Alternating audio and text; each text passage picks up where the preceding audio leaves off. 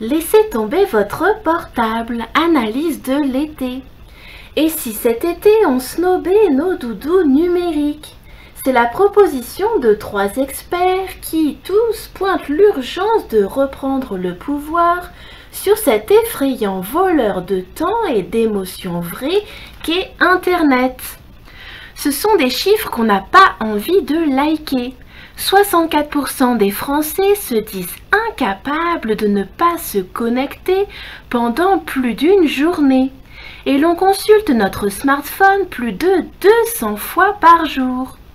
Vous connaissiez la fameuse FOMO, Fear of Missing Out, soit la peur de rater un truc en ligne? Mais quid de l'atasagoraphobie? C'est la terreur d'être oublié en n'étant pas connecté.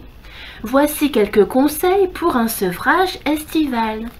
Le psychiatre, qu'est-ce qu'il nous dit? Auteur de Comment sortir d'une vie virtuelle chez Limonade 2016, le pédopsychiatre Stéphane Clerget s'est penché sur les ravages de l'hyperconnexion chez les enfants notamment, ce qui ne l'empêche pas d'élargir le champ de ses préoccupations aux adultes. Je cite: « Être rivé à son écran, cela signifie qu'on n'est pas disponible pour les autres. C'est autant de temps en moins pour la convivialité, la famille. Les difficultés relationnelles jaillissent alors très vite.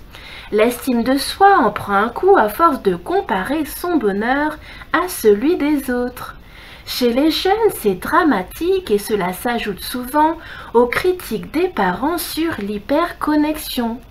Et puis, biologiquement parlant, on se désynchronise des rythmes de la journée, du rythme circadien, avec tous les risques que cela entraîne au niveau du dynamisme, du surpoids et de la santé.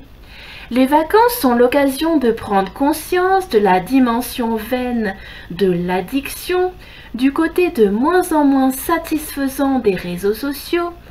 Il est urgent de nous réapproprier notre vie, de l'évaluer nous-mêmes et non en guettant les compteurs de likes ou de followers.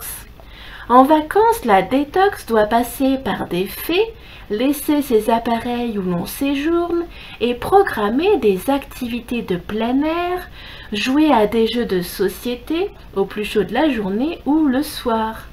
Et retrouver le plaisir d'écrire au lieu de poster des photos sur les réseaux. Surtout ne pas se fixer comme idéal de ne rien faire, car la farniente est le complice du portable. Qu'est-ce que nous dit maintenant le voyagiste? Guillaume Dubois est le fondateur de Voyage Intérieur, une agence spécialisée dans les quêtes de sens en compagnie de philosophes, poètes et théologiens. Il y a 2 ans, il a créé une déclinaison détox numérique, Voyage sans écran. Je cite: « L'idée est de permettre à ceux qui le désirent de déconnecter en toute sécurité. En cas d'urgence, notre système permet à 3 référents, la famille, les amis et les collègues, de les alerter par notre biais. Se couper ainsi du monde, comme on le faisait fatalement il y a quelques années encore, permet de mieux s'imprégner de son voyage, de se ressourcer et de régénérer ses capacités cognitives. Le dispositif me paraissait raisonnable, je cite, et pourtant il ne séduit que 30% de nos clients. J'ai été assez déconcertée de voir des gens accros à la méditation ou au yoga être incapables de s'affranchir de leurs écrans. Les 2/3 de ceux qui tentent l'expérience finissent par craquer en cours de voyage.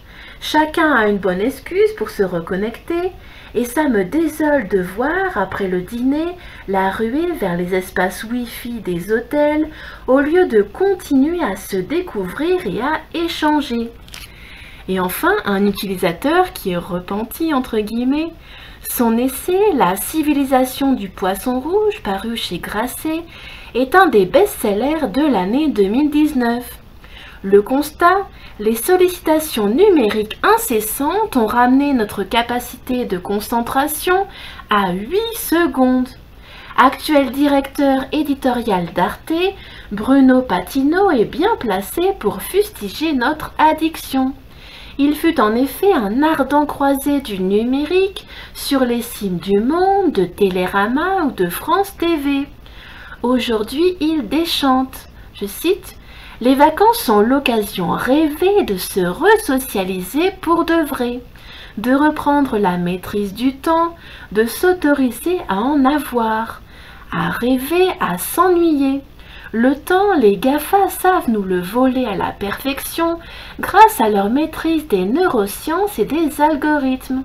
Ils nous ont rendus accros avec un système savant de récompense, exactement comme les casinos. On se méfie des jeux d'argent via un système d'interdiction et de régulation. L'idéal serait d'en faire de même avec Facebook et consorts. La nouvelle fracture numérique n'oppose plus ceux qui bénéficient ou pas d'Internet, mais ceux qui ont réussi à le dompter et les autres. En attendant, c'est à nous de prendre le taureau par les cornes, même si c'est particulièrement difficile. Moi-même, je cite donc le monsieur d'Arte, je dois me faire violence pour ne pas consulter sans cesse mon téléphone. Mais comprendre que c'est pénible est le début du chemin. Ensuite, on prend conscience que les réseaux sociaux monnaient ce qu'on a de plus précieux dans la vie et que c'est insupportable.